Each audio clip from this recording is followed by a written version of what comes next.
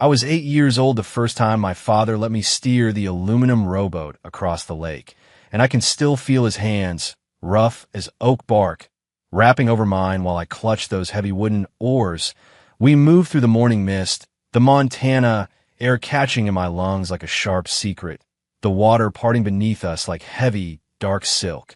That lake, Breener Lake, wasn't just water to my family. It was a living inheritance, an identity, a home we built since the 1940s when my grandfather bought up 3 adjoining parcels of dirt and dammed the eastern runoff to create our own private sanctuary. It was 12 acres of spring-fed soil, a place that irrigated our fields in the heat of July, cooled the livestock, and served as a waypoint for the elk and the blue herons migrating through the Bitterroot Valley. It was where I learned to think, where I learned to be a man, and where I returned after 30 years as a civil engineer to bury my father and raise my own daughter, Emily. I'm a man who understands the math of the earth.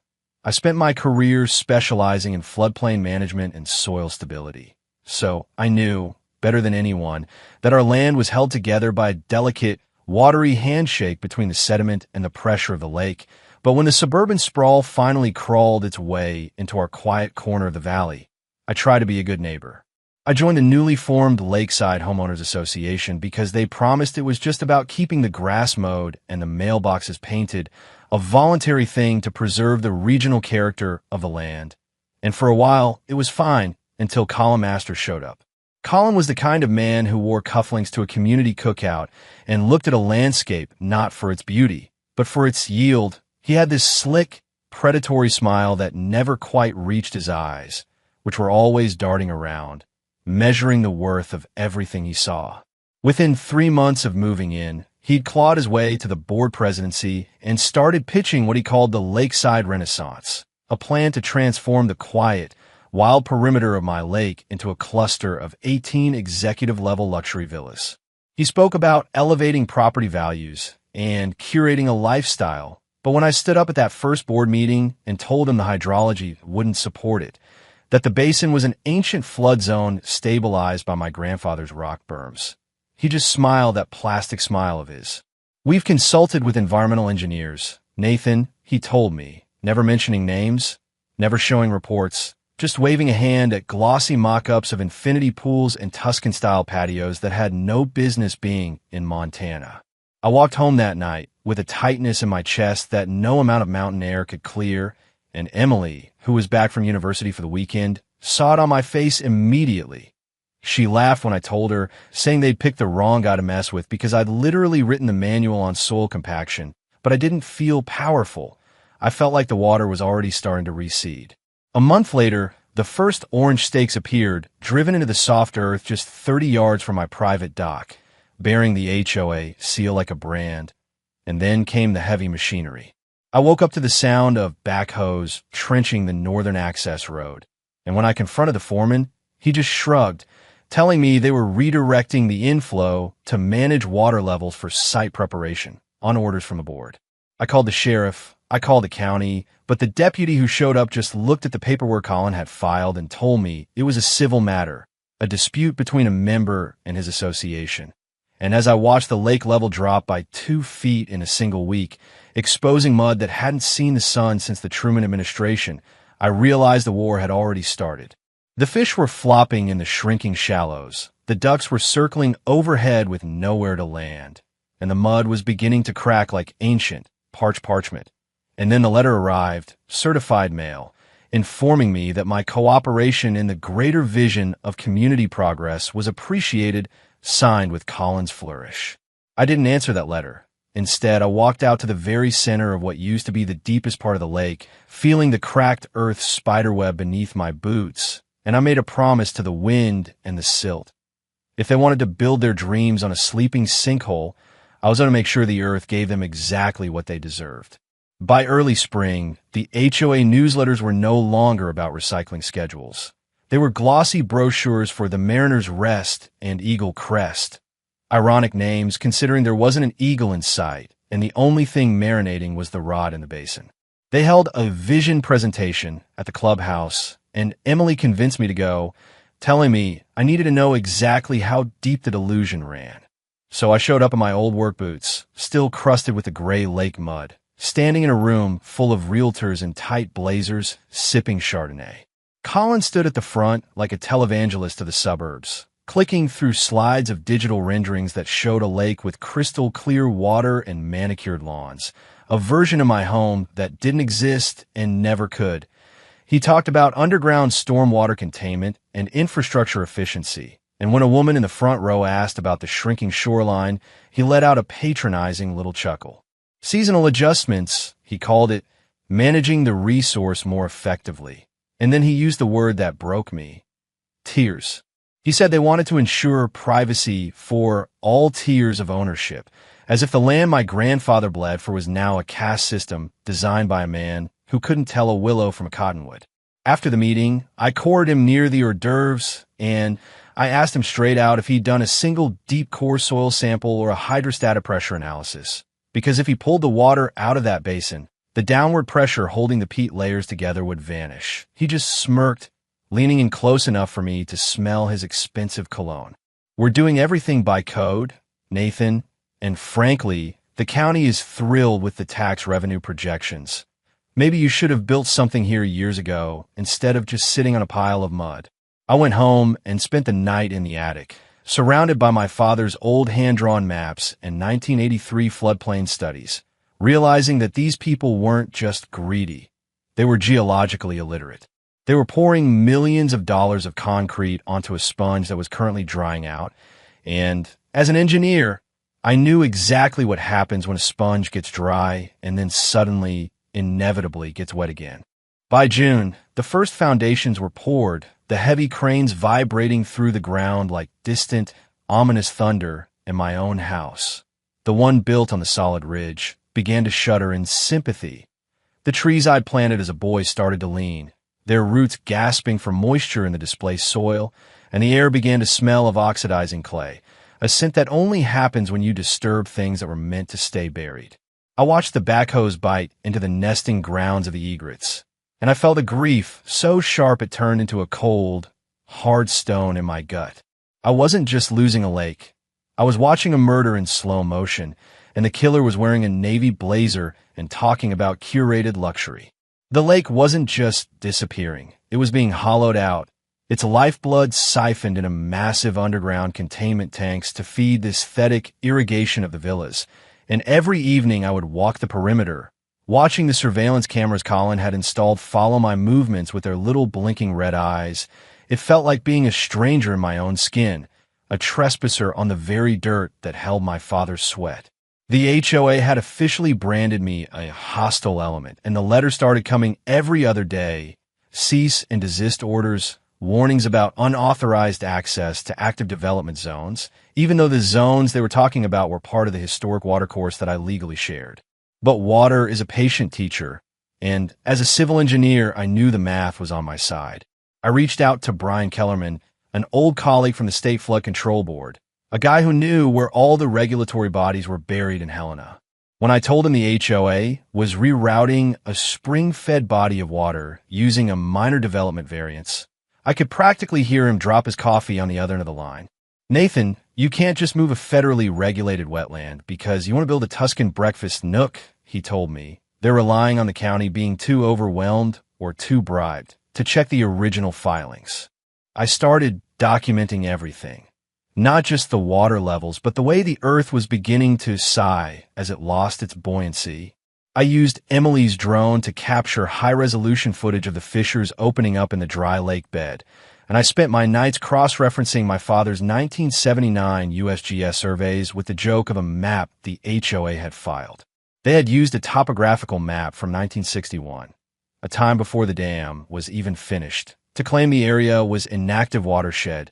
It was a deliberate, calculated lie, a way to skip the $50,000 geotechnical studies that would have told them the soil was basically a layer of pudding resting on a shelf of silt. Then came the showpiece. Plot 2, a 2-story monstrosity with oversized windows and imported Italian tile that was supposed to be the jewel of the lakeside Renaissance. They worked through the night to finish the framing, the floodlights illuminating the dust and the desperation of a project that was already over budget. But in late July, the sky finally broke. A classic Montana gully washer of a thunderstorm rolled over the Bitterroot Range, dumping 3 inches of rain in less than 2 hours. I sat on my porch with a glass of bourbon, watching the lightning fork across the dry basin, and I didn't see a storm. I saw a hydraulic hammer. At 4 a.m., the siren started. I didn't even have to walk to the fence to know what had happened. The rain had hit that parched, cracked clay, and instead of soaking in, it had surged into the voids created by the shrinking subsoil. The ground didn't just get wet. It liquefied. Plot 2's back porch hadn't just settled. It had vanished into a 16-inch sinkhole, the concrete slab snapping like a cracker, and the interior floorboards were screaming as the entire house tilted 5 degrees toward the lake. I walked out to the basin in the gray morning light and saw a cement truck from a fresh delivery for Plot 6 tilted forward. Its front axle snapped as the earth simply gave up beneath it. It looked like the lake was trying to eat the machinery that had desecrated it. Colin was there, his cufflinks gone, his hair a mess, screaming at a foreman while a group of prospective buyers stood by their Range Rovers, looking horrified. When he saw me standing there with my arms crossed, he marched over, his face the color of a bruised plum. "Did you do this? Did you sabotage the drainage?" He spat, his voice cracking with a frantic kind of weakness. I just looked at him, feeling a calm I hadn't felt in years. "I didn't make it rain, Colin, and I didn't build a palace on top of a sponge." The earth exhaled. "You should have listened to the math." That afternoon, the HOA issued a memo calling it an unexpected geological event, but the facade was already crumbling faster than their foundations. I didn't wait for them to spin it anymore. I called Naomi Castillo, an environmental litigator who specialized in swallowing developers whole, and I handed her the 1961 map, my father's surveys, and the drone footage of the sinkholes. "I don't want a settlement." I told her, "I want the lake back." The HOA's response was a $12 million defamation lawsuit against me. A desperate slap suit designed to bleed me dry and keep me quiet, but they'd underestimated one thing. The community was starting to smell the rot. Neighbors who had once glared at me for lowering property values were now knocking on my door at night, whispering about cracks in their own driveways and doors that wouldn't close. I became an accidental confessor for the suburban elite, listening to their fears while the HOA board doubled down on the lies. The turning point came during an emergency county hearing I'd forced through a FOIA request. The room was packed, the air conditioning hummed like a nervous heartbeat, and Colin sat there with a team of lawyers who looked like they'd been carved out of ice. But when I unrolled my father's 1979 survey, the one signed by the Corps of Engineers, and showed that the very spot where they'd poured the foundation for the clubhouse was a historic soft pocket of peat, the room went dead silent. One of the county panelists, a woman who had clearly seen enough of Colin's contributions to the local campaign funds, leaned forward and asked, "Mr. Masters, why does your filing state this land has been dry since 1960? Colin stuttered. He looked at his lawyer. He looked at the ceiling. He looked everywhere but at the truth. "It was a clerical error," he muttered, but the word fraud was already hanging in the air like the smell of ozone before a strike. I stood up and didn't read from script. I just spoke to them about the egrets, about the way the water pressure held the valley together, and about the arrogance of thinking you can own something you don't even respect. "You didn't just build homes," I told the board, looking Colin right in the eye. "You built a trap, and the only thing that's sinking faster than those villas is your credibility." By the time we walked out of that hearing, the local news affiliate had the story, and the Lakeside Renaissance was being rebranded by the public as the Sinking Sands, but the HOA wasn't done fighting. They tried one last, desperate move. They moved to dissolve the association and scatter the assets before the lawsuits could hit, a classic scorched earth tactic that would leave the homeowners with condemned houses and no one to sue. But they forgot that I wasn't just an engineer. I was a man who knew how to build a dam, and I was about to build one around their exit strategy. The end game didn't arrive with a bang. It arrived with the sound of shredding paper and the frantic whispers of board members realizing that limited liability doesn't cover deliberate fraud. Naomi, my attorney, moved like a shark in a suit, filing an emergency injunction that froze the HOA's accounts before Colin could finish his disappearing act. We had them cornered between the EPA, the Department of Natural Resources, and a class action lawsuit from the very homeowners Colin had promised a curated lifestyle. But the real victory didn't happen in a courtroom. It happened on a Tuesday morning in October when the first orange condemned signs were slapped onto the Tuscan-style pillars of Plot 2.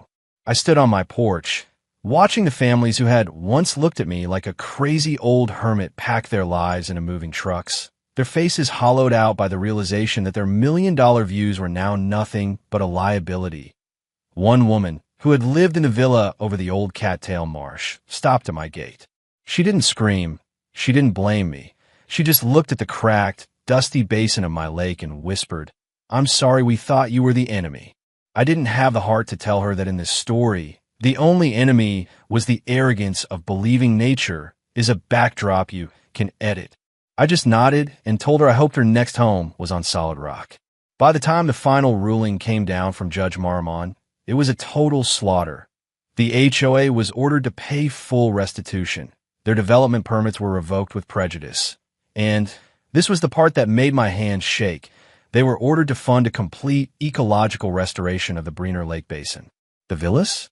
They were to be torn down, their foundations excavated, their footprints erased from the earth like a bad dream. And the court appointed me, the hostile element, as the primary ecological consultant to oversee the healing of my own land. I remember the day the excavators arrived, but this time they weren't digging holes. They were pulling up the concrete. I watched the showpiece villa crumble into a pile of rubble and rebar. And as the heavy machinery cleared the path, we finally reconnected the Western Springs. I'll never forget that sound. The first gurgle of water hitting the parched silt, a low, thirsty hum that felt like the earth taking its first breath after being strangled for 3 years. It wasn't a flood, it was a slow, deliberate return. And as the basin began to fill, the transformation was almost supernatural.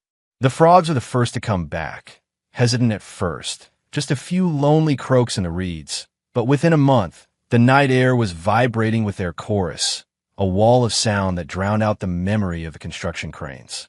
Then came the herons, circling warily before landing in the newly formed shallows, their long legs stirring up the mud that had once been a marketing feature. Emily and I spent our weekends planting native willows and bulrushes where the infinity pools used to be, her hands just as muddy as mine, her laugh echoing across the water that was finally, stubbornly, becoming a lake again. Colin Masters vanished before the first villa was even fully demolished, fleeing east to find another valley to cure it. But the legacy he left behind was a warning carved into the Bitterroot Valley. The lakeside renaissance was gone, replaced by a protected wetland trust that I now manage for the state. We put up a sign near the new public trail, made of salvaged cedar from one of the villa porches, and I spent a long time deciding what it should say. In the end, I kept it simple. Water remembers everything. The last time I saw the lake at sunset, the water was so still it looked like a sheet of hammered gold, reflecting a sky too big for any man to own. I sat on the new dock we'd built, dangling my feet over the edge, and I realized that my father's hands weren't just on those oars when I was 8. They were here now, in the silence, in the ducks taking flight, in a way the land finally felt right again. We won, but it wasn't a victory of man over man. It was a victory of the truth over the lie, of the sediment over the cement. But here's the thing that keeps me up at night. Looking at the stars reflected in that water. How many other Colins are out there right now, pitching villas on top of sponges? How many of you are living in a neighborhood where the HOA treats the land like a spreadsheet and the homeowners like a tier of revenue? I see it happening in every valley, on every coastline. This belief that we can pave over the soul of a place and not expect the earth to eventually exhale. I want to know your stories. Have you ever had to stand up to an association that thought they were more powerful than the geology beneath their feet? Have you watched a place you loved get developed into a disaster? Or maybe you think I'm the villain, the guy who let 18 families lose their homes just to save a few frogs in a muddy pond. Let's have it out in the comments.